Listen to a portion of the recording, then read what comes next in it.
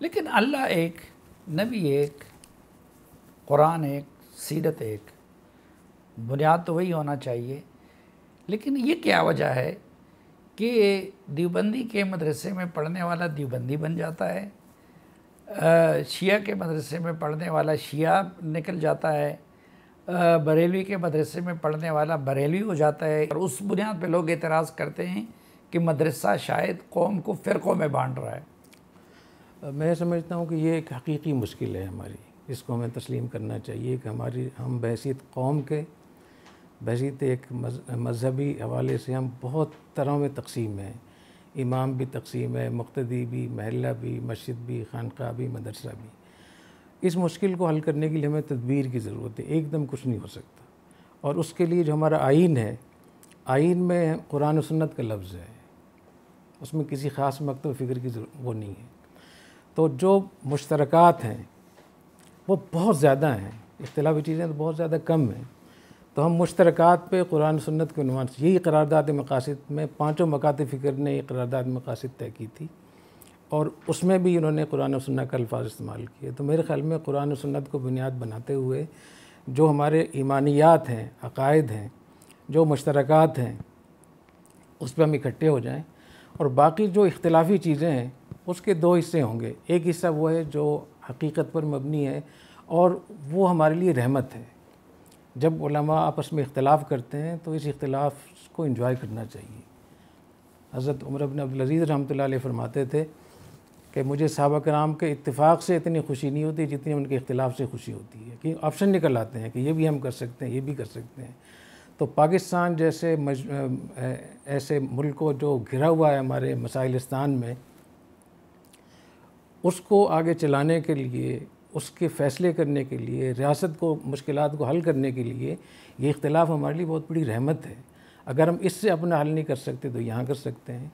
ये चारों फ़िक़े हैं जो हमारे पास हैं, तो ये रहमत है, इससे परेशान नहीं होना चाहिए।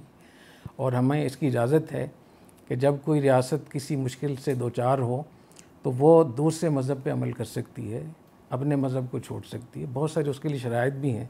तो मैं समझता हूँ कि जो मकातिब फ़िक्र का मसला है, इसमें जो तासुब पर मबनी है या खामखा लोगों ने अपनी चीज़ें बना रखी हैं, वो तो गलत है। पहले ये नहीं वही कि साहबे कराम के इख्तिलाफ़ किया हमने कि वो रहमत का, और आपने फरमाया था कि चंद जुज़वी इख्तिलाफ़ात को छोड़ के जो मुश्तरकात हैं उन पे हमें इकट्ठा होना चाहिए। लेकिन अब यहाँ पे मुश्तरका नुक्ता हम कैसे तलाश करें? मैं आपको बताता हूँ। हाँ जी।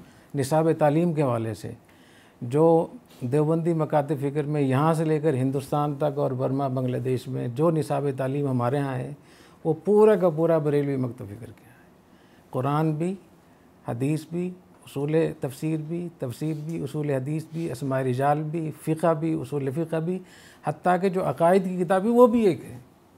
कहीं कोई फ़र्क नहीं है।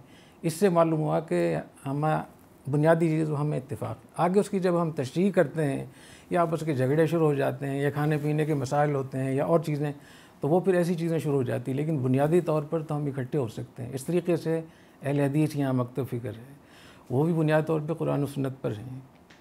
जमात इस्लामी अलग से शुमार होती है, उनके यहाँ भी यही। तो ये चार मकातिब फ़िक्र जो हमारे यहाँ जो शुमार होते हैं, इनका तो निसाब तालीम है ही एक, किसी चीज़ में फ़र्क नहीं। तो इससे मालूम हुआ कि हम इकट्ठे हो सकते हैं और हम एक ऐसा तालिब इल्म, एक ऐसा लीडर पैदा कर सकते हैं जो मुसलमान और पाकिस्तानी हो।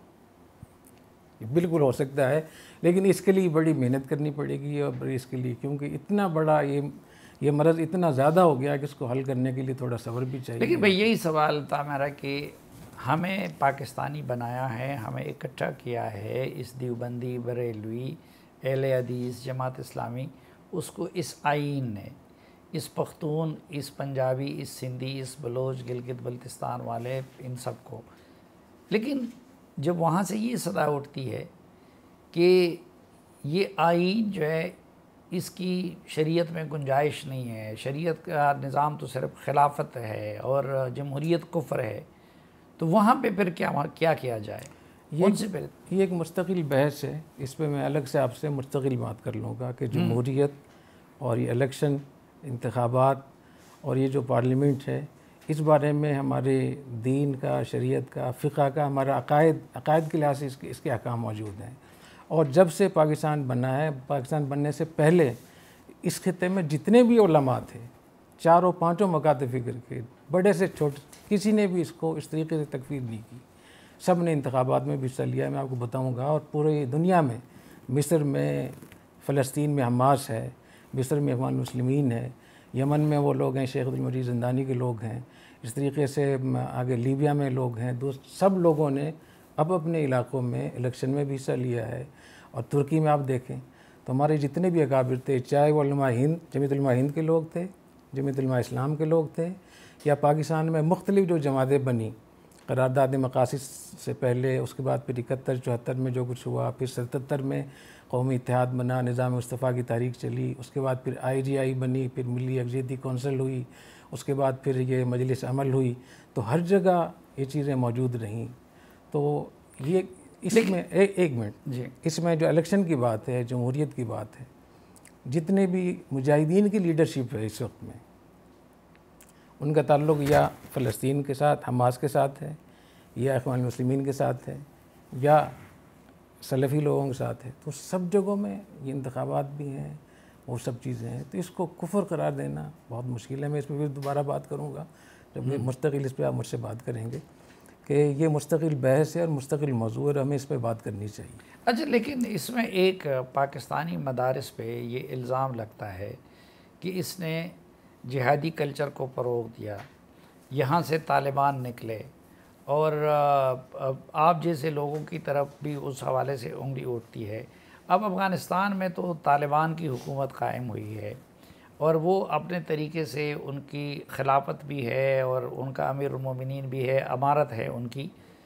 पाकिस्तान के अंदर हमारा दूसरा सिस्टम है। तो क्या हमारा दीन ये इजाज़त देता है, उस पर ये गुंजाइश है कि हर मुल्क में, अलग अलग ममालिक में अपने हालात के मुताबिक दीन के हिदायत की रोशनी में कोई निज़ाम बनाया जाए, या कि नहीं, इस्लाम हमें ये कहता है कि यकसानियत होनी चाहिए आलमी सतह पे? देखें, जो इमारत या शरीयत में खिलाफत का तस्वुर है, इस पर भी बहुत बहस करने की ज़रूरत है कि जिस इलाक़े में, यानी शरीयत में इमारत और हुकूमत किसको कहते हैं। अमीर से मुराद तबलीगी जमात का अमीर नहीं है, या मदरसे का मोहतमिम नहीं है। वो अमीर जिसके पास उर्फ़न एक इलाक़ा हो, जिसको उर्फ़न रियासत तस्लीम किया जाता हो, उस पर मुकम्मल कब्ज़ा हो, क़ुव्वत नाफ़िज़ा उसके पास मौजूद हो, वो अमन कायम कर सकता हो, वो अदल कर सकता हो, वो दिफा कर सकता हो। तो उसको, उसकी हदूद में जो भी कुछ होगा वो उसके मातात होगा। वो अगर एक मुल्क है, दो मुल्क हैं, तीन मुल्क है, तो शरन इसका भी एतबार है। और जितनी भी ये सरहदात हैं, इनका हमेशा एतबार किया गया है। तो जो लोग पाकिस्तान में रहते हैं, वो पाकिस्तान के आइन के शरन इसके पाबंद हैं। उनके लिए शरन जायज़ नहीं है कि वो अपनी इन बाउंड्रीज़ को बिल्कुल लघु करार देकर जो चाहें करें। और जो लोग अफ़गानिस्तान में रहते हैं, तो अफ़गानिस्तान में जितने भी लोग रहते हैं वो अमीरुल मोमिनीन शेख हिबतुल्लाह के ताबे हैं। उनसे पूछ कर वो कुछ कर सकते हैं इसमें बाहर जाकर, क्योंकि उनका अफ़गानिस्तान की हदूद पे कब्ज़ा है, तो उनका फ़ैसला वहाँ नाफिज़ होगा।